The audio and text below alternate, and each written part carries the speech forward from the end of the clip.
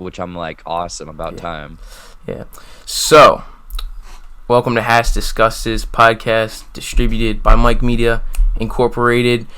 So, I'm the Emperor of Mike Media Incorporated, joined by a certified film critic legend, Jared Buckendahl, leader of the Nearby Nation on YouTube, known as J-Buck Studios. How you doing, Chief? I'm doing great, man. I'm excited that you asked me on to your podcast and talk some 90s stuff and whatnot. Yeah, you're a 90s kid, right? Oh, yeah. And that's the thing is, like, going back, whenever people are like, what are your favorite movies and stuff? For some reason, I always say those because I'm like, oh, that was like 5 years ago. Yeah. No, it was 20 plus years ago. You ever get that crisp? Even though I'm a little bit younger than you, I still remember that crisp feeling of popping in a VHS tape. Oh my gosh, yeah. Don't even get me started, man. Those I remember waking up Saturday mornings and the cartoons and stuff, but otherwise I'd pop in a VHS that we rented. And I'm sure we had watched it the night before. So then you have to rewind, and then if they messed up the tape, you got to sit there and track stuff. A lot of people listening probably have no idea what we're talking about. Yeah, it's a bunch of young people. And I went to the garage. There's a bunch of garage sales, and they'd sell the VHSs for cheap, and I'd get I think I had 2 copies of The Phantom Menace for no reason. I just got it on VHS for no reason. You gotta have one to watch and one to collect, man. That's a collector's item. Yes, exactly. So, before we get into the main topic, I'd like to highlight the uniqueness of J-Buck Studios. You have some zesty flavoring to all your videos, your ending explain reviews, live shows. My favorite is your fake commercials. The chronic masturbation commercial. That was beautiful. Yeah. I don't know. I'm. Some people are like, are you a certified film critic? Is that what you want to do? I think over the last few months, I've kind of been like, I'm a film enthusiast. Believe me, I want it to be my full-time job and everything. But I don't know. I didn't go to film school. I don't know the technical verbiage and aspects of filmmaking, but I also like to make people laugh and do ridiculous stuff, kind of like what you said with the zesty style. Zesty. I'm keeping it in that field or realm of film and film speak and news and all of that stuff, but also I just want to be fun, make it a variety show, with those silly commercials. Goose time. Silly goose time, no matter what. And that's the thing is those commercials. A lot of those are real commercials, but I just completely take the framework and break it down like that. I hate to say it, but that chronic masturbation one is actually a real commercial. No! Okay, I changed the words, but it's actually about addiction. So, the same, inner cuts and everything, it's someone talking about how they lost their brother, which is very sad that I turned it into a chronic masturbation thing. Yeah, oh my god. That is crazy. Jesus will give you a helping hand to fight masturbation. Have you seen that one? As a meme. I think I've seen that one. Yeah. I have a question though. Before we get in the main topic again, do you consider it unprofessional to chew gum on a podcast? I mean, it's really up to you if you can swing it. I've actually seen, personally, I don't think I could because I don't work that way. But I've seen other people that halfway through they're like, "Are you chewing gum?" And then they or obviously approach them about it or whatever. I don't know, man. It works for you. It works for you. Yeah, no, I just try and be quiet with it. Anyways, so 90s in film led to a rise in independent filmmaking and the rise of animated films. And it also had some of my favorite movies ever. As I was talking about before, as a young child, just popping in the VHS tapes. Those are my favorite film memories. Constantly rewatching movies like Spy Kids, Joe Dirt, Titanic. Dude, watching the painting scene in Titanic hits different when you're 6, Anyways, dude, yeah. So let's talk animated films. What's your favorite animated 90s film memories, bro? Oh man, this is actually a good question. For some reason, Toy Story popped up, but the Toy Story's not the first one I saw. Toy Story, believe me, I remember we had that big, because the Disney VHSs were always in that big fat plastic. Oh yeah, they were different. They were the Masterpiece Collection or whatever they were called. Yes. So we had that one for Toy Story, and I remember watching that, constantly. Right when it's done, you rewind it, watch it again. But my very first film memory, and probably the one that stands out the most to myself is 1994's Lion King, the animated one. Yes. That was the first movie I ever saw in the movie theater that I remember. Dang. And I mean, I vaguely remember it. I mean, bits and pieces here or there, but that's one that stuck with me all throughout, growing up. That was, it has the songs, it has the through line, it has the animation, it has The everything. coloring was really good. Yes. Like, dude. Yes. I haven't watched it that much, and it's not my favorite animated thing, but I do like remember that some certain death scenes are very, they stay in your head. There's like the I don't know, this is good coloring and stuff. It's definitely Mufasa, yeah. Yeah, the animation was good for its time. Did you probably. Complete side note, did you see the 2019 one, the remake live action? No, I'm like heavily like anti remake. I'm like Yeah, don't do it, because even though it's animated, like, it looks like it's real animals, but there's a lot of emotion and a lot of just what made that 1994 version, the animated one, so special. Yeah, I heard about it. I was like, they were like, it's too realistic. Is that what you mean? Well, I mean, I wouldn't say it's too real. I mean, it looks amazing and everything, but like, there's certain emotion that a cartoon is able to show so much better than live action lions, which again, I think it's a thing that maybe we grew up with the original, so that's like ingrained in our brain, where a new batch of kids, the kids that are born in the 2010s, that's going to be theirs moving forward. Yeah, shout out to Jon Favreau though. Like he's been doing really good. He's on a technical level. He's so good right now, like in terms of his career. Like, he's so good at, like, the Jungle Book was fascinating. I love that one.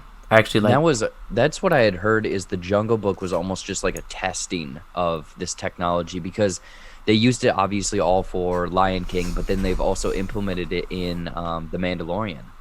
Oh yeah. The what was the thing that Baby Yoda killed at the end of episode 2? A giant rhino. I don't know. Sure. Yeah. Exactly. Whatever. Star Wars creature. Space rhino. No, I'm sure those Star Wars channels have like some specific term for that creature. You know what I mean? That's such a fandom. Mm-hmm. Yeah.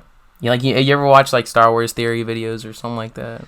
Not typically, but I'm aware of them. I know what's up. Like, they're taking all the stuff and diving in deep on it. Jar Jar like, Binks is Snoke.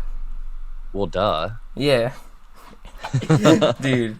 I remember when Endgame came out, I was like, I'm gonna spoil it for you. Jar Jar Binks is Snoke. And they were like, what? Wait a minute, what? Yeah, it's a crossover. They go back in time and go way too far and end up in Star Wars. Exactly. Yeah. So for animated films, I'd say Return of the Joker was a good animated 90s movie. Return of the Joker? Batman Beyond. Did they make a movie out of that? Well, it was like an animated VHS movie. Do you remember? Are you a Batman Beyond fanatic? I remember watching the show like religiously, but I didn't know that they made. Was it a straight? I'm assuming it was like a straight to DVD or straight to VHS. Oh snap! That's a 2000 film. I already messed up. Oh come on, man! No, Prince of Egypt. You remember that one? Yes, but I don't think I ever saw that one. I can picture in my mind. I can picture the box art and everything. Emperor's New Groove. Oh yeah, that one. Yeah. That one was one that I always remember going over to a friend's place after school, and that was like our go-to. We would watch that, and not A Bug's Life, but Ants. Ants. Yeah, I don't know the difference, but I know what you mean. Mm-hmm. I know both of them. And freaking Space Jam. Oh yeah, yep, I have that written down too. Space Jam. Oh, that was just a weird, and again, I don't know. Did you watch the Michael Jordan 30 on 30 or the Last Dance? I watched the first episode like at my pop-ups. It was just like, I remember looking at I remember looking at Dennis Rodman with like a bunch of piercings, talking about Kim Jong-un or something. Yeah. I guess that's brought up a little bit in that doc. Again, I haven't seen it yet, but That was just a weird movie to be like. Think about it. It's Looney Tunes and then Michael Jordan. No, dude, have you seen the behind the scenes footage? It's literally just Michael Jackson. I mean Michael Jordan, Michael Jordan in like a green room with like With a bunch of green screen people around him, right? with green suits. They're just wearing green suits. It's so Yep. bizarre, and he's just like playing basket. Like it's so bizarre. But then when you look at the movie, you're like, damn, bro. It kind of makes sense, yeah. And that's the thing is, I mean, that's what people use for technology. I mean, obviously, it's Yeah. way higher tech now. You use it. You can use Yeah, it. Yeah, like that's true. like I any use it. yeah. You could people like a lot of YouTubers use it like you use it good though. You have those cool like backgrounds and stuff. And how long does it take to make those backgrounds though? Like the static one The like, with static one posters for and your stuff? reviews. I don't know. I made one, and then obviously I just switch the posters out every now and then. I don't know, a couple hours. And that's the thing is like some people, like some backstory again on me is I didn't graduate or get an education in graphic design or filmmaking or editing or anything. I just had to teach myself. Yeah, self-teaching is so valuable. So if you if you really want to do something, you can learn it on the internet. Just Google it and figure it out. The software is just a little bit expensive, you know. What software do you use? Photoshop and Premiere. So like Same. the suite, I think you can get everything for like $50 a month. Well, you know what's gonna make you really mad? I'm a student and I get it for 20. Yep, there you go. See, in college, I wish I would have taken advantage of it when I was in college and kept it going, but I didn't. So Yeah. It's like you just you put in the work but you gotta just learn it. You know, tutorials come in clutch. Just Alex Halford is a good channel for tutorials and whatnot. So let's do some underrated / underviewed gems. Have you seen The King of New York? The King of New York. No, I don't think so. Now you're gonna be surprised by you look it up. And the cast is Giancarlo Esposito, Lawrence Fishburne, Wesley Snipes, Steve Buscemi, and Christopher Walken. It's one of those movies. It's one of those indie movies. It's by the guy who did Bad Lieutenant, and it's one of those indie movies with a lot of people before they became famous, except for Christopher Walken. He was known, but it's crazy just how much like people were in it, and you couldn't even tell who Giancarlo Esposito played in it because like he's so young and he does not look like Gus Fring. You know. Yeah. I'm scrolling through the cast here, and it looks like we have David Curso, aka the guy from CSI Miami. No, I feel like maybe I've seen the box art again when I would go and rent movies with my parents and stuff, but I've never seen this movie. Yeah, no, dude. You ever heard of Tubi TV? Which one? Tubi TV. Tubi TV. That sounds like sounds like a XXX site, but it's not. Yeah. It's like a free. It's like no subscription, and it just says a little bit of ads, and it's free on there. But it's like it's one of those movies like mobster gets out of prison. Chris Walken gets out of prison, returns back. Street's not the same, and then he slowly takes it up in like crime bosses, police notice. It's not the most interesting and original thing, but I do like the vibes and like it's very like. I'm a gangster geek. Like I love gangster movies. Yeah. How did you come across it? Well, and it's actually because I was watching cuz half of my channel I review rap like songs and albums cuz I'm a big like rap fan. I mean, I like all of their music, but there's this I was looking at a video by Genius called how what movies have influenced the rap genre the most, and they said Scarface, The Godfather, and King of New York. And I'm like, Really? what? I was like, a lot of rappers throw around this term like, hey, I'm the king of New York, I'm a better rapper than you, like A Boogie, 6ix9ine, all these people are just like, hey, I'm the king of New York, and they're all like, because New York's like the biggest freaking, city. It's the Big Apple, man. Yeah, there's so many rappers from there, and they're all like competing over it, but it's a reference to Christopher Walken being the king of New York in a movie. So I don't know, I found that fascinating, like how much movies can influence, music, and then I was just looked it up and I was like, oh, it's free. Here we go. It's free. Yeah. You got any other ones? Oh, underviewed?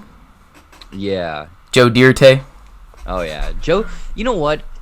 I think that hit like a certain age group of people that they are like, oh, that's a popular movie. But if you talk to people younger or a little bit older, they have no idea what you're talking about. Yeah, totally. Like yeah,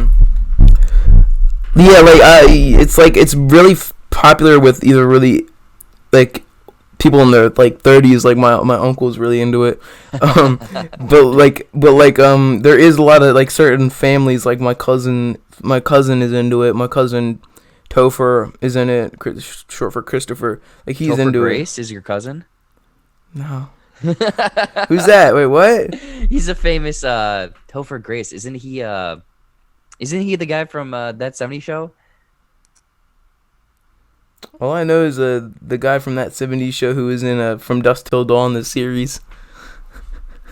Yeah, it's Eric Foreman. That's who it is. I gotta get on the 70s Show wave. My friend AJ. My friend AJ's into that. He was watching That 70s Show during like driver's ed. It was like that's how much he's into it. He didn't care. He was like, he wasn't driving, but he was like, I don't really care about like stop signs. Like, yeah. But yeah. What's the Latino fellow from the what was it dude, what's that character's name from That 70s Show? Fez. Yes. Yeah. Yes, dude. He was Foreign in exchange student. Yeah, so he was in you like that's another 90s movie, From Dusk Till Dawn. Yeah, he's in the TV show, right? Yeah, the TV show version. Check this poster right here. Boom. Oh yeah. That's beautiful right there. Oh yeah. Jesus. That, you know what? That's kind of funny because I think that's a 90s movie, right? Yes, sirski. Yeah, that movie, I remember always hearing people talk about it because obviously as not to get too graphic, but as a horny, teen, you always hear about movies that have like, nudity and stuff, and that one would always pop on TV. Salma Hayek. Like, tune into it, yeah. Salma Hayek with the dude. Do you remember that scene with Salma Hayek? With the giant snake and everything? And she puts her feet down Tarantino's mouth? Yes. Yeah. No, you could tell. Tarantino wrote that. And he was like, what girl Put can I... in mouth. Dude, you have another commercial where you're like, for your dating website, and it's like, I really like feet. Yeah, that's Glenn. Glenn. My buddy Glenn. Mm-hmm. Dude, how much props do you have? Jesus Christ. For all those like little skits you have. Jesus. Some people, I guess on a different podcast, they asked me like what my budget of props per like year or whatever it is. And I don't necessarily go out and buy specific things, but I have acquired things over like 10 plus years where I'll see something and I'm like, in 5 years, I'm going to need this. And that's how I've, gotten Dumb and Dumber outfits, Back to the Future outfits, Indiana Jones, just a bunch of random weird things. So if people are like wanting to just see the weird outfits I wear, go to J-Buck Studios and just check it out. It's just a whole mishmash of a bunch of random weird stuff. What's the little fitness guy's name? That's a good one. Stevie Sparkles, man. Stevie Sparkles. That's what my membership has to be next. Yeah, Stevie Sparkles. Yeah. I'm going through my list here to see if there's any that are like underappreciated or not seen. I got one. You got one. Like Joe Dirt. Like I really like Joe Dirt is on my list, so I'm going. I got the poo on me. I got the poopy on me. Dude. Or like you see that right there. That right there is a space peanut. They come out of those Boeing 647s and they freeze. Dude. And they fly down. No, that's a space peanut. That's a space peanut, dude. I hate when people like they would automatically take a shit on bad funny movies. Like like Adam Sandler movies. Like a lot of people just dismiss them as I don't want to watch some like. I don't know. I'd rather watch like Paul Blart Mall Cop than like Joker. You know what I mean? I don't know. Oh yeah, you would? Yeah, me. I'm serious. I'm deadly serious about that. Really? Like I don't know. Well, I don't want to get into Joker, but like because I have strong opinions about it. But it's just like I don't know. I'm more of a I like movies because of entertainment than You want to feel good. You don't want to feel shitty essentially coming out of a movie, right? yes. Um, the you bringing up the fact about like Adam Sandler movies, I will say, and maybe it was because we were younger, but there's like a certain time, like early 2000s, where he just kind of went off and started doing these weird things that just didn't connect as much. Because like I have Happy Gilmore, I have Billy Madison, I have Big Daddy, like all of these I have on my list of great 90s Adam Sandler movies. Water boy. Yeah, Waterboy is another one. Like I think that maybe it's a thing that we grew up with that's nostalgic, but then again, I think that comedy was, I wouldn't say better, but it was just so much easier back then. Now it's like people are diving into like, fake news and PC stuff and all this other Experimental. stuff. It was more free flowing, and there was more room for experimental energy as opposed to you can't say that. You can't say that anymore. Yeah, because I mean that's the thing is like if you go back and rewatch Happy Gilmore or Billy Madison, you're still going to laugh. Like it shouldn't be funny now, but like when he beats up Bob Barker, that's the funniest shit I've ever seen. Yeah. Like just your 90s comedies Oh man, let me scroll down to my comedy section. Let's just get right into comedies cuz I have some other ones. Or wait. Let me see if I have another Yeah, because I feel like my comedy and my underrated very much like merge and bleed together because I watched a lot of comedies in the 90s. Yeah. Yeah, Dumb and Dumber.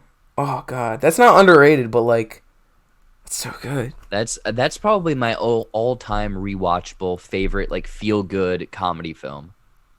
Totally. Like I do not know how many like times I rewatched that like when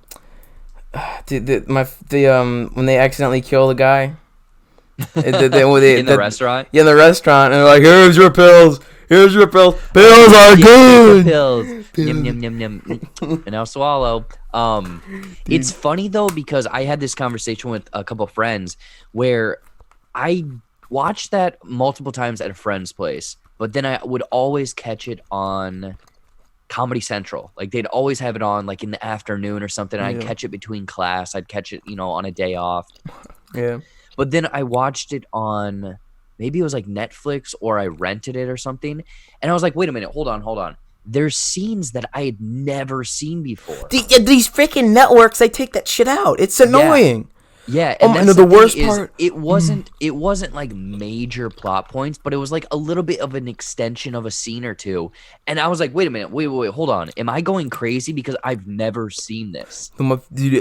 Another example of networks cutting shit out is the 22 Jump Street. This is not a 90s movie, but listen, remember when the scene when Channing Tatum's like, Schmidt fucked the captain's daughter. Yeah. But on TV it says Schmidt the captain's daughter. Schmidt the captain's daughter. Like what? It does it like I think the most famous censorship like that is Snakes on a Plane, where he's like, I'm tired of these motherfucking snakes on this motherfucking plane. The censor is, I'm tired of these monkey fighting snakes on this Monday to Friday plane. Oh God, they just do one words with the M and the F, and they're like in the beginning. Yep. Oh God, isn't there an Eyes Wide? I'm a big fan. I'm like an Eyes Wide Shut guy. That's another 90s movie. Oh yeah, we always got to bring connections back to 90s movies. But is that creepy, weird, like sex cult movie? So I'm like a heavy conspiracy theorist, like for real. Yeah. So. That's like a movie that's important to like me in the community because it's basically, let me describe it real quick. I did did I not? Because it's I from feel like I did a video on Stanley Kubrick, right? Yes, Kubrick. I personally think it's Kubrick's. I like it better than The Shining and stuff because so basically a wealthy doctor in New York is like in this marriage, right?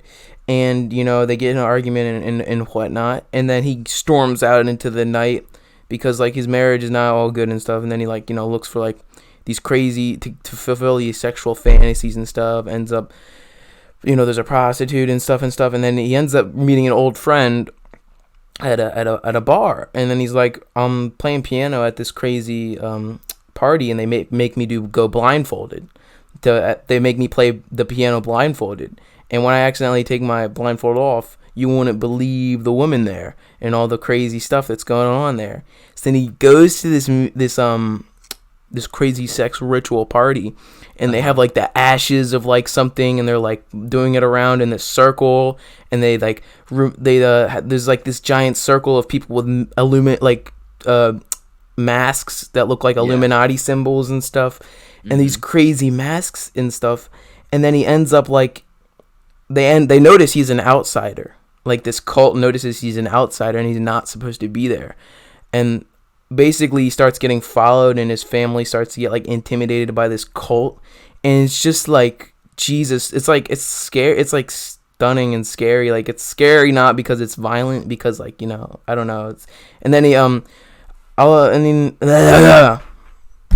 there's this one line where he's like, where a guy at the party's like, if I told you who was in that room at that party, you wouldn't sleep well at night. So like they could be like, that could be either politicians, movie stars in that. It's a world to dive into totally. So I'm kind of curious now, what's like the conspiracy around it? Or is it just kind of like, hey, this is actually the reason the film was made, is like this shit actually happens? That, and also 20 minutes of footage got cut from the movie after the director died. And apparently that footage had child sacrifice, Satan sacrifices, and a reveal of who the leader of the cult party was. And also Stanley Kubrick died 666 days before 2001, and 2001 is his most famous movie. And I don't know, it's crazy shit, but like it's just like it's something to get into, if you're so bored and lonely, it's fun. Well, I know I've dug into or watched the document or the Room 237. Yeah, I heard about that. I haven't seen. Yeah, that dives into some crazy stuff too. I'm sure you know a heck of a lot more than I do. Yeah, Stanley Kubrick has got some crazy stuff. Like he was very like, I don't want to live in Hollywood. I want to live in London, away from these creeps and all that. Like, yeah, Stanley Kubrick was chilling as a movie maker, and yeah. Do you like Strangelove? I feel like you're a guy who'd really like Dr. Strangelove. I've never seen it. Well, that's funny. There's so many older movies like that I just haven't seen. A lot of some older movies are just like, why even bother? Like, do I really want to watch? Like I don't want to watch Citizen Kane and all this stuff. Like, I mean, maybe I will. Maybe it's really good, but like, I like new movies, but I don't know. Yeah. I like 90s movies, and that's what we're here to talk about. Damn right. So, teenage movies of the 90s. I have a couple, and you might have a couple teenage movies, like teenage-oriented movies. American Pie, 10 Things I Hate About You, and The Faculty. Ooh, okay. I had the first two, but I'm so glad you put The Faculty on. That was one that I watched maybe like a year or two into college, and I'm like, how did I completely miss this movie? Yes. Like, dude, yeah. 10 Things I Hate About You, that was one that we actually watched that in school because I don't know if people are aware, but it's very much based on Taming of a Shrew from William Shakespeare. So we had read that or, studied that, and then we had to watch the movie, and then we had to write a big like essay on the comparisons between the two. And I don't know, it was pretty cool, and it always kind of stuck with me. Plus, Heath Ledger, that's why I watched it. He was in. Yep. Yeah, also I'm just doing the acting class, and I read a scene from it in my acting class nearby locally, and I was like, and I saw it on Disney Plus because it's a Fox movie, and then Disney bought it, or the other way around, I don't know, but it was on Disney Plus, and I was like, let's check this out. And I was like, Heath Ledger, rest in peace, so I was like, yeah, let's check it out. And I was baffled. I'm like, I love me a good teen comedy. And maybe it almost felt like a Disney episode, honestly. Like, yeah. Another one, now that you bring that up and tying in with almost American Pie, have you ever seen Can't Hardly Wait? No. It's kind of like, it's your run of the mill college, or not college, but high school. Like you get like introductions of like 8 different people, and how like maybe this guy has a crush on someone else, and this person is the popular one. Yeah, something like basically, you know how like Not Another Teen Movie makes fun of all of those movies. It sort of follows that template, but that's one that I caught. I think a girlfriend in college or high school showed me it, and I was like, man, again, how did I miss this one? Because a young Seth Green is in it. Oh God, I'm trying to think of who else, but yeah, it they very much play into it. I think in like the parody movies that kind of happen in the early 2000s. Which is very like, like you've seen it before, but it's still good.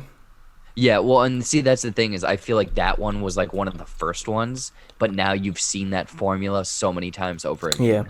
Yeah, I knew what I was going into, like when I started watching 10 Things I Hate About You, when I saw a car drive up playing like generic pop music, and then the other girl drives up and plays like punk rock music, and they look at each other in a negative way, and they're like, "What a loser!" Like, I was like, that's so like, like the like, it's just like, yeah, I love it. It's like Clueless, man.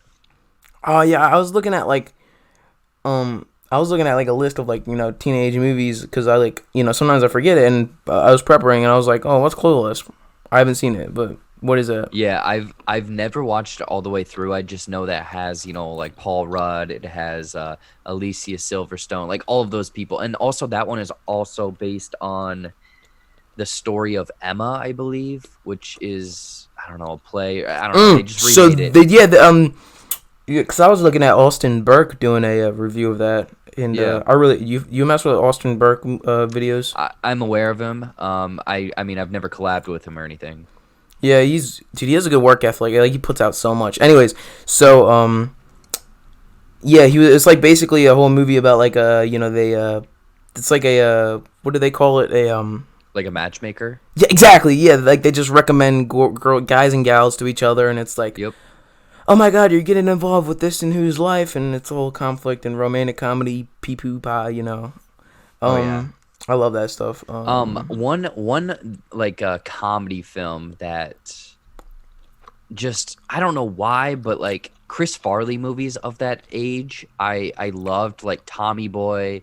Black Sheep wasn't the greatest, but Beverly Hills Ninja. Have you ever seen this movie? No, I don't know. I haven't gotten into Chris Farley. Everybody tells me I look like him a little bit. Because when I was like even more like overweight, because I mean I lost like 40 pounds. I'm still trying to lose it. But like everybody was like, "Yo, you look like Tommy Boy." And I'm like, "What?" But, it's like, thank you, but rude. Yeah. But exactly. no, Beverly Hills Ninja is it. I mean, it's borderline, I wouldn't say offensive now, but it's this kid gets adopted by all of these Chinese people and then becomes a ninja, and he's like the great white ninja, but he gets into all of these shenanigans and has to go to like Beverly Hills, and it's not gonna land with a lot of people, but I think it's because I grew up with it that it brings me back to a happy place. It has so many ridiculous things. Like there's this big essentially like fight and breakout at like a hibachi grill where they're like fighting on top of grills, and I could tell that wouldn't come out today. Well, probably not. No, that's how I feel about Grown Ups. Like, it's like a nostalgic movie that you don't know if you feel good about it right now, but like when you were a kid you liked it. Is that how you mean what you mean with this movie? I would say probably, yeah. I'm one of the people who loves Grown Ups 1 and 2. I don't know why. I just love it. You love them? I love it. You're just like my brother then. Yeah, he loves both of them as well. I don't know. Like, Grown Ups 2, man. Oh, God. I don't know why. I love that one. And American Pie. American Pie is really good. I like those movies. Do you like American Pie? Yeah, American Pie movies are good. Or I would say almost nostalgic, because like you mentioned that's kind of like the teen, that was like the staple of like late 90s teen, because I think it's because of the scene, the actually multiple scenes. There's one with feels like webcam warm and all apple that pie. Stuff. Yeah, there's that one too. It's just this weird one that I think a lot of people my age, your age, potentially, that was what they grew up, and they're like, okay, we gotta do this prom night. The sequel's good. The sequel's good too. The second one. Yeah. My favorite part is like when he's like when Stifler. Stifler is the best character in the whole franchise. He's like Finch, fist yourself. Yeah, dude. Well, and that also, I don't think it's actually what created it, but it brought the word MILF into the atmosphere essentially. Yeah, made it a category on the hub. Yeah. So, so you want to get into Office? Oh, well, I was doing a podcast with my boy Drew, and we were talking about American Psycho. Even though this is not a '90s movie, what me and him were talking about is that it was a movie in the there was like a sort of category of movies in the late '90s, early 2000s of people like in an office, like, and they have these extraordinary lives involving how they have a job in an office. You know, like Office Space, Fight Club, and kind of The Matrix, for example. Oh yeah. Yep. So, do you have any, like, I don't know, office comedies and stuff like that? Do you ever, Office like, comedies. I mean, I obviously have Office Space, which that one is another one that it came out, it didn't land with anyone, and then it somehow got like this cult following later on. Like, dude, I watched it after what? Go ahead. I watched it after Family Guy. Cause did you see the episode with Surfing Bird and they destroy the record, and then the Ghetto Boy song plays, and and somebody tells me like that's a reference to Office Space. I'm like, let's watch Office Space, and then like I'm so glad you brought up that episode because yeah, see that's the thing is all of these shows and movies later on they do references or homages almost to these other shows, and you're like, wait a minute, where's that from? And then you go back and you're like, oh. But Office Space is one that I very much like will go back to. I love it because especially working in an office, that's basically what it is. You deal with that shit all the time. But also, what was you said The Matrix and what? Oh, Fight Club. Yeah, they were both on my list as well. I think The Matrix. My God, I still wish that I would have seen that in the movie theaters because that would have blown me away. Like it would have been so bonkers to see. It was one of those movies that like everybody like around me watched, like in my family or like, you know, at houses, and like I'd always be on the TV. Like I remember like because my dad just popped in a bunch of movies all the time, and he would always be watching either like Kill Bill, like 1 and 2, or The Matrix. And dude, as a kid walking into Kill Bill 2 as she pulls out her eyeball and steps on it, and that's insane. You're like, what am I doing? What is this? Yeah, dude. But yeah, The Matrix. Jeez, we're in The Matrix, right? I mean, I believe it. Yeah, why not? But you know, yeah, Office Space though, dude. What I also liked about that one is that it's the guy who did Beavis and Butthead, King of the Hill, like the writer. And that's the same writer that did Office Space? Yeah, and he did Beavis and Butthead and King of the Hill. God damn it, Bobby. Told you to get out of my cigarettes. I'll sell propane and propane accessories. That's a little too southern for him. My favorite's the intro is so good. Like it's just like a time flash, a time lapse of them like bringing the beer cans up to their mouth and like, you know, just like like I love that. King of the Hill. Adult Swim type beat, you know. Oh my god. Yeah. That was like growing up, I mean this is off topic from movies, but just like those animated shows. My parents were very I could say strict. We weren't allowed to watch Simpsons or Family or not Family Guy because Family Guy kind of disappeared for a bit. Simpsons and King of the Hill because it was too adult apparently. Yeah, I was always able to watch those, but like early on, I remember like I'm able to watch them, but then when I go to school and talk about it, teachers are like, "What? You're watching The Simpsons? What is wrong with your parents? We're gonna call them." Yeah, I don't know, but yeah. Now I think I got a couple more underrated, underviews, and then I want to get into best Oscar winners. Ooh. Okay. Or best and worst Oscar winners, because you know there is good and bad. But I think the Oscars in the '90s were pretty good in general compared to now. The Oscars were in the '90s; they picked some good stuff. What do you think about? Wait, let's go underrated. Yeah, let's wait for that one. Yeah, I got to do research and all that. I didn't write a lot of notes. I'm doing that right now. What was the other one that you had before that? So underrated, underviewed. I have A Bronx Tale. Okay. I have not seen that one. That one actually popped up for me, and I was like, how did I not see that? Because does that kind of fall into like almost like a gangster story as well? Yeah, but it was like it was De Niro's directorial debut. Oh, really? I did not know that. Yeah, dude. Another movie that was always on TV, but it's like I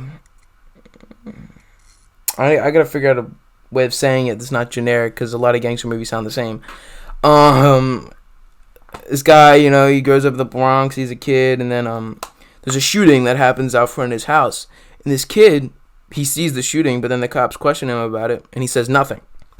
So then, after he doesn't, you know, snitch on the local crime kingpin, he kind of gets brought in, and as to help this guy out, and they just run like, it's not like he's a horrible guy, like a horrible crime person, but his father doesn't really approve of him being a crime person, a gangster and stuff.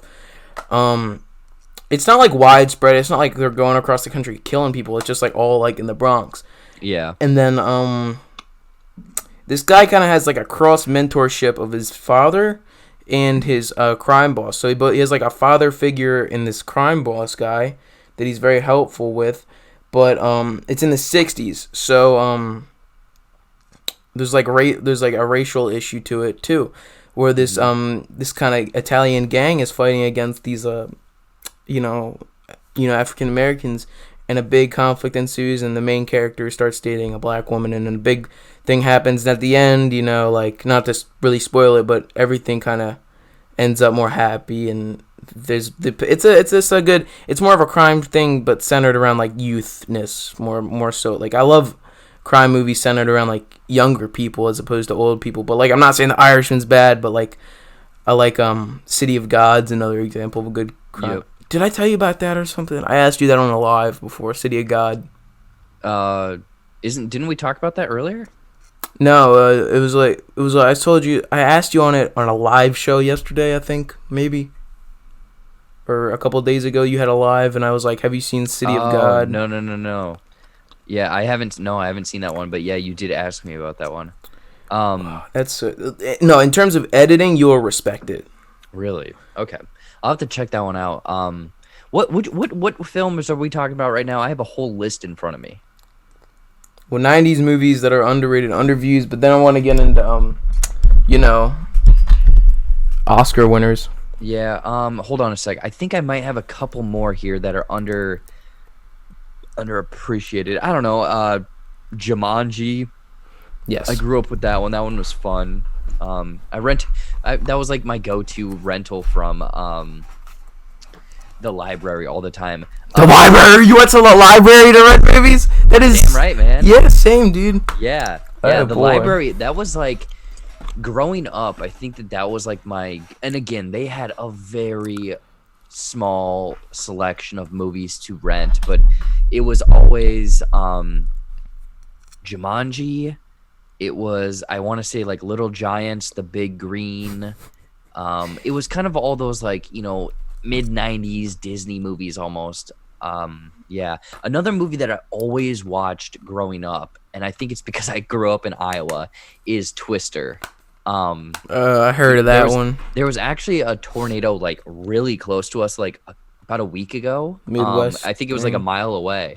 And that next day my brother was like, we need to watch Twister. So we watched Twister. Yeah, you're a Midwest person, right? Yeah. Yep. I got one right here. I've been carrying this around the entire thing. I forgot to mention it, but Natural Born Killers, the director's cut. I have not seen that one. Dude. I keep always hearing about it. Like growing up, I will mail this to you. I will seriously mail this to you. I gotta see it. Okay, sell me on it. Sell me on it. Okay, so Oliver Stone, and it follows Woody Harrelson and Juliette Lewis as Woody Harrelson saves Juliette Lewis's character from an like sort of abusive family relationship, and kind of just like murders her entire family as this thing of saving him, and they end up traveling around the country in this sort of Bonnie and Clyde fashion as the modern Bonnie and Clyde, but they just like are complete serial killers and stuff, but they do it only in instances when people are mean to them, or like, like hitting, like if like a scene like they're in a bar and they like somebody's trying to hit on Woody Harrelson's girl, and then she doesn't like it, and then gets Woody Harrelson to kill him. And but the main point of the movie is the over like focus of the It's a study on the media kind of like, and the news main like covering a lot of violence and making all of this, like, these people are, Woody Harrelson and his girl are treated as celebrities they're put in this sort of celebrity status, and a lot of people are like who would you date, and what's your favorite serial killer you date, and it's heavily edited in this weird way where it looks like a music video the entire time. Really? And it's like so fast paced, and there's like every 2 seconds, like in one scene, there's like 4 different color palettes. It turns from like green to red to gray to like, yellow, as like just a normal scene is happening. And it's so chaotic and beautifully violent. But it is actually there was a screenplay written by Tarantino for this. But Tarantino kind of like hated the movie. He was like, "What is this garbage? What is this? Why doesn't it stick true to my screenplay?" And after that, he was like, "All right, I'm just going to direct my own stuff, so no directors mess up my own stuff." So then he was just like, "But I really like it. I don't care. Like, Tarantino, shush. I like it." Yeah. So I respect the editing and the craft, but also Robert Downey Jr. plays this news anchor, and he has an Australian accent, and he's like goes insane. But the best part about this is a prison breakout sequence when and it's also, the title is Natural Born Killers, so they have this weird anarchist attitude towards the world, the main characters. Yeah. So like there's this prison breakout sequence, but the whole thing's put to Rage Against the Machine music. And it's beautiful. You mess with Rage Against the Machine? I don't, but I mean I'm aware of them. Yeah, it's insane. It's like insane, but yeah, it's definitely just a beautiful movie, but yeah. That again, my list just keeps growing and growing the more people I talk to. Here's a quick one that is almost relevant right now, is American History X.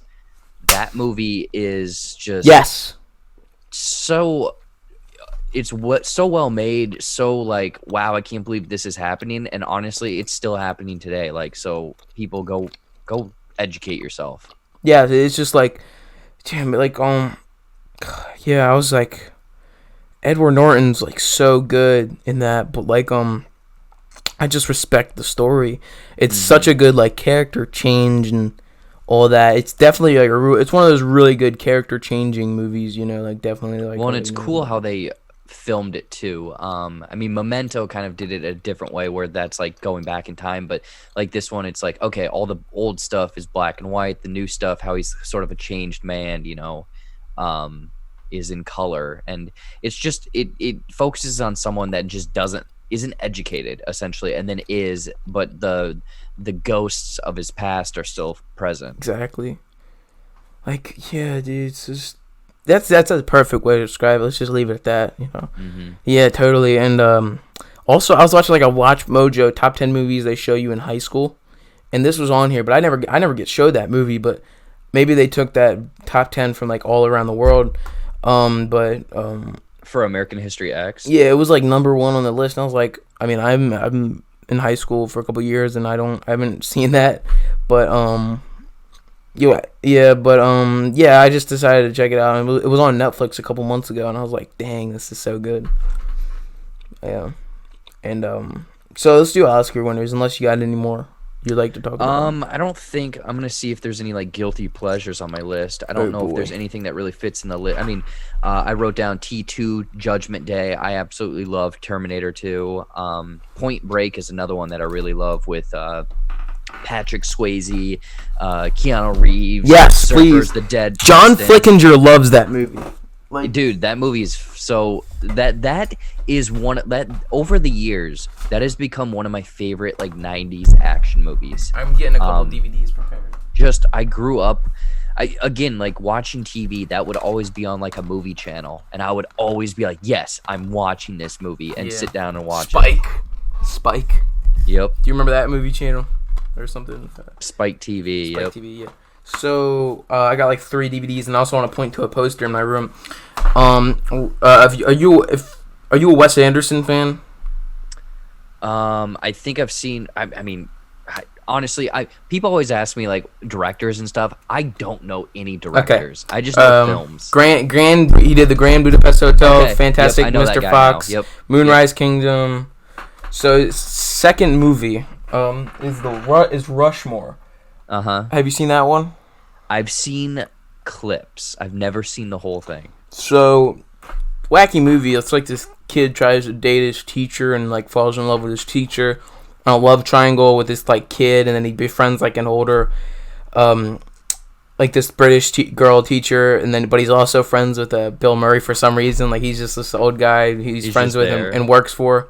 Bill Murray's hilarious in that movie. Like the best. If I were to describe my favorite scene is when Bill Murray's on a phone call with the kid, telling him the teacher doesn't love you. She's a waste of your time. As he's spying on the teacher in her room, and also like blocking a basketball shot from a couple elementary school kids as he's like spying on the teacher, telling this little kid, stop falling in love with your teacher. I don't know. Like, yeah, it's just a lot. Bill Murray's Bill Murray in that movie. And also, Wes Anderson's first film, Bottle Rocket, hits different. Also, Owen Wilson's first movie. I've heard that one mentioned or brought up quite a few times too. Yeah. I don't know. He has.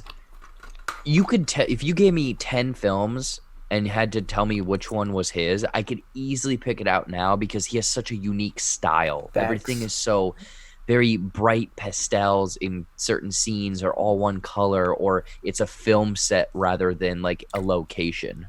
Exactly. Like he knows what he's so like, an auteur, you know what I mean? He's so like OCD about everything. And I like this movie better than I would prefer this over Pulp Fiction, is Reservoir Dogs. Okay. I don't know. I mean, I don't want to like yell at you if you like Pulp Fiction better than this, but like, I don't know. What are your thoughts on Reservoir Dogs, man? I saw Reservoir Dogs years and years and years after I saw Pulp Fiction. But you can see almost the connections there, or how Pulp Fiction came to be from this movie. Yeah, totally. I think that this one is very much like toned down because it kind of all just happens in one location. That's why I like it. Like, I like Reservoir Dogs because it's more simple than Pulp Fiction. Well, and also it does have, like, that's the thing, is it's so simple, but yet it has you guessing the whole time of like what exactly is going on, who's the good guy, who's the bad guy, is there any good guy, is there any bad guy, and what is going to happen with this character. But also as like one of those like, because like I've gotten obsessed with like, because I'm trying to write, I want to be like a director and all that crazy stuff, but like when you're like trying to get into that whole like feeling of like being a director and all that stuff and a writer, and then you see like this is a guy's first movie, you're like, dang, making something good can be possible. Oh yeah. If you just put that work in and try and play the symphony that like you're the conductor and the orchestra is like the audience, and like you got like, it's just like, wow. If you have a vision, man, you just do it. And that's the thing, is like when you break that film down, it's really not that difficult. It's the writing and it's how it's executed. Yeah, totally. Then I was thinking we'll go to the last one before we get right into Oscars. Is classic. Oh snap. Also this movie and Casino. Goodfellas and Casino. I hate to say it, I haven't seen either. I've only seen clips. I'm aware of them. Like, I'm pretty sure I know how Casino ends. I had a roommate in college that like watched them religiously. So I would come home from class and I'd catch like a different part every single time. But I've never seen it all the way through. But a lot of people like Goodfellas like more than Casino, but Casino is like, it's like the most over the top version of Goodfellas, and also it's like has gambling, but like if I were to describe that movie in one scene, like if one scene can decide the movie, if one scene could describe the movie, I can't even talk, is Joe Pesci puts a guy's head in a vice and squeezes it and his eyeballs pop out as he's interrogating him, and it's just like, geez, man. Yeah, totally. Yeah, so let's get Oscars. Did you get any ready or prepared? Because I'm about to look it all up. I found a list of best picture winners of the 1990s, and then also like who they beat out. Yeah, I'm looking up right now, man. So, I mean, scrolling through this list, one of them that jumps out at me, and I actually just talked about this with a couple friends, was Silence of the Lambs. Like, not only that, but it's so funny because that is referenced and made fun of in so many different movies. Office. Like that we just did right there is made fun of in Dumb and Dumber. Joe Dirt. Joe Dirt very much makes fun of it. Buffalo Bob. Buffalo Buffalo Bob. I watched that. No, I watched that before I watched Silence of the Lambs. Same here. Yeah, exactly. Like, and that's why I was like, wait a minute, this isn't even scary anymore because I've seen the comedic version of it. exactly. Which is so funny to watch things in the opposite order like that. But that is such a well-made and chilling film, even though we kind of in this weird roundabout way had it ruined because we watched Joe Dirt. And also in The Office, so I'm in a gym class, right? Yeah. And they're showing a CPR tutorial, and in The Office there's a scene, and like the show, they have a scene where one of the characters cuts off the face of the CPR like a demonstration dummy. Yeah. Like he cuts off the face on the dummy and puts it on his face and does a Hannibal Lecter interpretation. And I'm watching that in gym class and I'm like, oh my god, they're milking that movie for all its moments. So that was 1991's winner, Best Picture.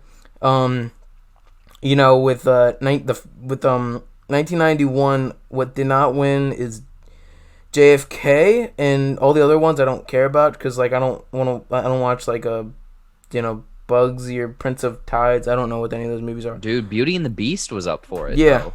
That's kind of crazy. Yeah, I don't know what that one. I haven't seen that one. Wait, is that an anime? That's Disney? An animated one that got nominated. Disney, it's the animated Disney one with Beauty and the Beast, man. Oh man, what do you think of JFK though? I've never seen it. That's good. That's crazy. Yeah. That's another conspiracy movie because like at the end of the movie they describe how they were gonna release like it's based on a true story and how they're gonna release at the end of the movie in like it's set in the early 70s. They say we won't release any documents on JFK and on the assassination until 2025. Well, they've released quite a few documents already because it's been so many years. I actually know a lot about JFK because our teacher in high school he had researched it for 30 plus years. He has 2 books over it. Like it is, I know really? Too much about it. In college or high school? In high school. He has 2 books. Did he write 2 books on it? Yeah, he wrote 2 books on it. He actually started I'm kicking myself because the year I graduated, the next year he taught a whole semester on it. What's his name? Because my couple family members have taken actual online courses on the JFK. Really, his I'll tell you off air what his name is. Yeah, totally. Professional. But move. no, yeah, that I'm sure that like honestly like that whole thing fascinates me. So I should probably check that movie out and see kind of what Oliver Stone, because that's who did it, right? Yeah, see what he had. Oliver Stone is he's very political with his movies, but he does it in a good way. Mm-hmm. Like he's not like throwing it in your face politically. Like he just tells you the facts with his political stuff. But you could see where he's biased in some parts of his movies. But I'm so crazy. I have not seen A Few Good Men. What's wrong with me? That got nominated for 1992. But it's the one thing where he's like, "You can't handle the truth." Yeah, that's the only line and scene I know from the movie. Yeah, but my friend Drew watched Unforgiven, which won in 1992. I haven't seen that, but my friend Drew's such a Western guy. Have you seen Unforgiven with Clint Eastwood? I have not, no. That's 1992. Schindler's List. I have not seen Schindler's List. I'm supposed to watch it. Have you seen it? Yeah, I like it, but it's just like it's a sad Holocaust movie. It's like, it's good. It's good. But would I rewatch it? No. Yeah, and see, that's the thing is I've kind of heard that obviously it's covering some very tough material and it's made in a certain way. I think that obviously it makes sense why it won Best Picture. I just haven't seen it. But looking at also, the 1993, the other ones that were nominated, The Fugitive, I've watched that so many Dude, times. I've gotten recommended that so many times, but like yeah, I just in terms of like tension, I've heard it's so good. It's again, I don't know why or how. Like I think my parents had a certain flavor of movies, or TV stations always played certain movies, and I would always watch The Fugitive. Yeah, I was in Harrison Ford. Yep. But yeah, I just want to watch that so bad. 1994, we got Forrest. My name. Hello, I'm Forrest Gump. My name's Forrest Gump. A life is like a box of chocolate. You never know what you're gonna get. Yeah, and let's think of another quote. Bubba Gump, man. Bubba Gump. Let's just think Bubba Gump, but like, yeah. That is one of the most bizarre things where a movie caused one of the biggest chains of restaurants ever. Yeah, it's so good. And it's still like, I'm pretty sure people go to Bubba Gump's and don't even know that it's based on like it's from a movie. Yeah, like I was in San Fran on vacation, right? Yeah. And you know, they were having a they had the freaking, they had like on a pier against the water next to seals. Like they had like a whole seal exhibit next to Bubba Gump Shrimp. Yeah, you know what? I went to Chicago and they have one on the Navy Pier. Yeah, like it's such a yeah, good location too. Like yeah, shout out to Forrest for donating a lot of money for them. Well, yeah. And also if you look at the other things that came out in 1994, you like just for the picture winners, Best Picture nominees, you had Forrest Gump who won, Pulp Fiction, and then Shawshank Redemption. 94 is like, you know, one of the best years for movies, indubitably. Oh yeah, well, not even those three right there. Yeah. But if you think about it, The Mask, Dumb and Dumber, and Ace Ventura all came out in 1994. Yeah, man, yeah. Shawshank, dude. That's another really good, like, prestigious movie that I can still rewatch and love, you know? Yep. I actually watched that probably 2 or 3 weeks ago again. I love Pulp Fiction. It's just like, what can I say that already hasn't been said, honestly? You know what I mean? But, like, you know, yeah, Pulp Fiction hits different. Mm-hmm. All right, let's just do all the years of the 90s, and I think we'll end the podcast.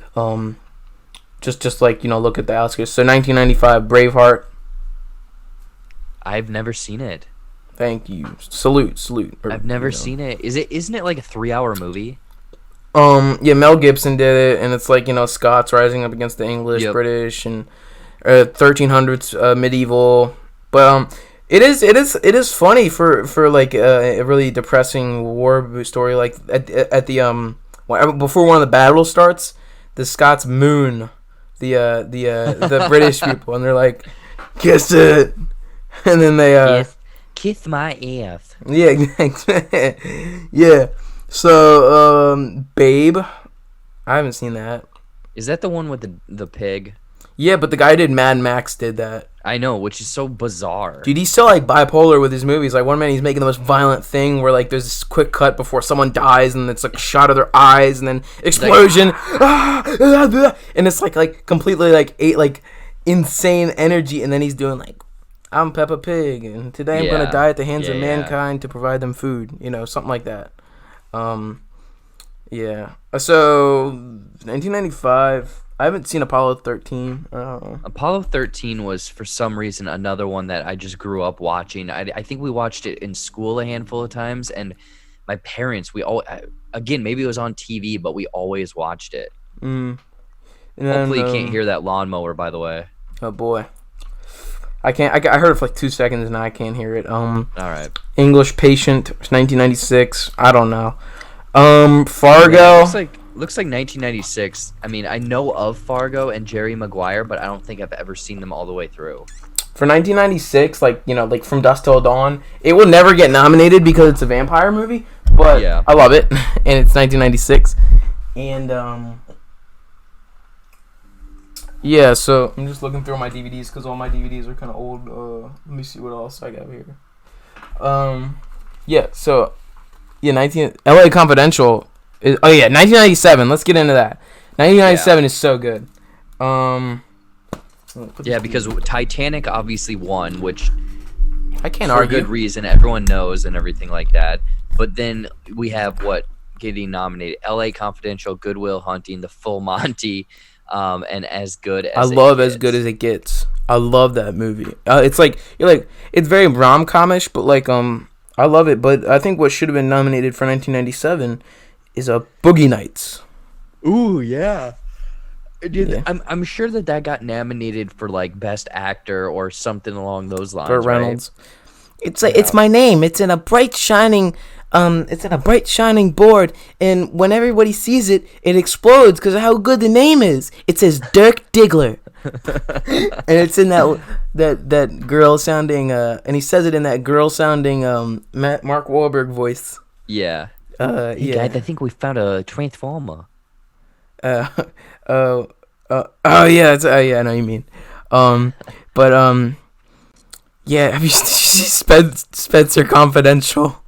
Oh my god, don't even get me started, man. That was fun, but it was poop. It was Yeah, Garbo. It was kind of your run of the mill Netflix movie. Garbanzo movie, but it was still fun. It was stupid fun. I did think the scene in the restaurant when he crashes the car in was pretty good. Like that was funny. And also it was the guy from Us who was in that. Yep. But Good Will Hunting, I saw like half of it, and I did a scene for my acting class. I feel like I really got to watch that. Yeah, that I think everyone kind of agrees, and I will say it's one of, if not the best performance from Robin Williams. Yeah. What do you think? Oh yeah, speaking of Robin Williams, what do you think of Dead Poets Society? Oh, I love that movie. That was filmed in my hometown. Really? Middletown, Delaware. Gotcha. Yeah, that's pretty cool. Were you approached to be an extra? It was in it. I know. Yeah. No, my grandma actually saw Robin Williams in the back of an alley doing his lines in the town, really? and he was Cool. like, practicing his lines and stuff. And it was like, but like that was when the town was like only like 1,000 people lived there, but now there's like freaking, it's half the state because people are moving in. Because people are moving in from like Philly and New York because it's so expensive up there, and Just to commute to work then. No, it's just like expensive to live there, and the, like it's cheaper to live in Middletown, and very close to the mic. So yeah, Shakespeare in Love from '98. I don't think I've ever even seen that movie, heard of it. I don't know. I think that's one of the years that people always complain how or why that one won. Well, Harvey Weinstein produced it, and the theory is like, I don't want to get into that, but like Yeah. the theory is but also there's a really good strategy by Harvey Weinstein, and he a lot of the Oscar voters live in senior citizen homes. So what he did is he played a lot of his movies from Miramax and senior citizen homes, and that's how he got a lot of them to win. Really? Yeah, there's like a whole like probably video essay on that crap, but yeah. Huh. And 1999, last one on the American Beauty. I don't know. I haven't seen it. It's okay. I've seen it once, and I guess I don't know. In my mind, it doesn't really remind. It's not one that I'm like, oh, I'm gonna go watch that film, or a memorable one. I mean, honestly, out of those other ones that got nominated that year, The Sixth Sense is the one that's kind of has the biggest name. And The Green Mile. I messed with The Green Mile a lot. I love that. It's one of those sad movies, but it's still really good, and it has those lighthearted moments that you mess with. Yeah, that's how I feel. The Green Mile was always one again that was always on TV that I would catch parts of. Yeah, rest in peace, character in Green Mile. Yeah. What is it, Michael Duncan Clark?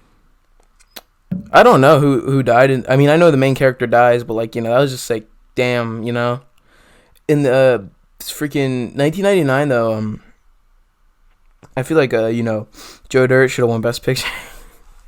No. But yeah, I feel like some things could have been nominated that weren't nominated. The main guy, the guy that's incarcerated, Michael Duncan Clark, he actually is dead now. He died in 2012. Dang. Yeah, unfortunately. Well, rest in peace, man. Yeah. So I feel like that kind of wraps up our little podcast on it. Thanks for coming, J Buck, legendary film critic, and it's really privileged to have him on here because he's obviously more big in the YouTube sense than me, but it's just good that he interacts with his fans and stuff. He's got a good fan interaction going on, and good to have him on here. And also, if you're listening on any platforms, leave a rating. One of our persons who's rated it said that it's bad because I don't use a MacBook in Final Cut Pro. If you're listening, whoever rated that, go fuck yourself. And I use a Dell computer, so I'm proud of my Dell computer. But yeah, if you're watching on YouTube, like the vid, subscribe. Any last words? Well, Mike, thank you for having me on. Obviously, I mean, you were saying like, oh, he has so many, it's just a number next to the name. We're all people. We're all talking about movies. We're all having a good time. So thank you for inviting me over. Always thank you so much for supporting the J Buck Studios channel. And anyone that's listening, watching, if you like anything that I'm kind of spitting out here, jump over and check out J Buck Studios on YouTube. Otherwise, link below. Twitter and Instagram and Facebook at Jared Buckendahl. Goodbye. I'm leaving that part in.